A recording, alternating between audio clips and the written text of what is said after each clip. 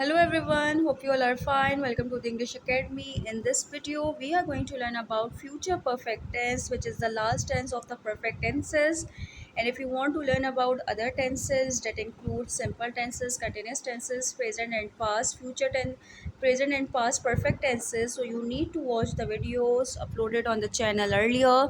And if you have not subscribed the channel, so please subscribe it fast. Let's start with the definition. The future perfect tense describes an action that will be completed before a specific point in the future. Students, it is very simple and easy one. Future tenses are all about upcoming events, and if we talk about particularly future perfect tense, so this tense tells us about those actions that will be completed before a specific point in the future. Let's see some examples. I will have visited Paris by the end of this year. Roshana will have taken her meal by 2 o'clock tomorrow. I will have stopped taking this medicine by March next. Jimmy will have attended the business meeting by then. The chef will have baked the cake for a birthday. The manager will have left the company by the end of this year. I will have learned grammar lessons until next month. He will have finished writing this novel by the end of next month. She will have drunk 3 cups of coffee until this evening. He will have stopped responding to the emails. Tom will have taken dinner by 9 p.m. He will have returned by next week. As you can see that we have a particular structure of future perfect tense along with the specific time in the future. Now the question arises that how to construct sentences using future perfect tense. So no worries. Here comes the structures that will help you to construct the sentences by your own. Let's start with the very first formation, that is for affirmative sentences.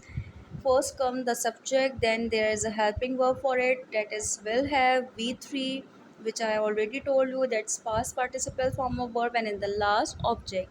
I will have finished this book. You will have studied the English tenses. She will have cooked dinner. He will have arrived. He will have met Julie. It will have stopped raining. They will have left Japan. So students, you can include a specific point in future in all these sentences, like I will have finished this book by this evening. You will have studied the English tenses by the next week. She will have cooked dinner before 6 p.m. So just like this, you can add specific point in the future in all these sentences. Next come the negative structure. For that you will be having a subject obviously. Then you will have the helping verb will, not, then have. Here you need to be very careful. So many students make this mistake that they write this structure like will have not, which is actually incorrect. You need to add not between will and have, then V3 and object. He will not have received enough score by the summer. They will not have been married by next year. The rain will not have stopped by tomorrow. My mother will not have prepared breakfast by the time my father and brother wake up. So as you can see that how we have used will not have in all these examples along with V3, with subject, with object, and with the specific time in the future. By the summer, by next year, by tomorrow, by the time, these all are the timelines for future.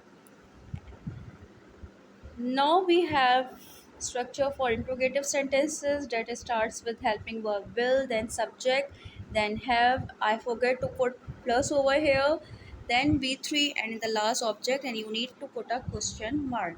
Let's see that how the examples will be. Will he have finished his work by 5 o'clock? Will they have sent an email until tomorrow? Will people's lives have changed by 10 years? Will we have arrived in China by the next week? Will the concert have started by 20 minutes?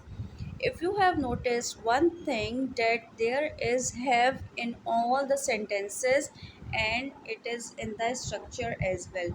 So many students do one thing, that when they see he or any third person singular, they actually put has, which is incorrect one. For future perfect tenses, there is no has, there is have, will have.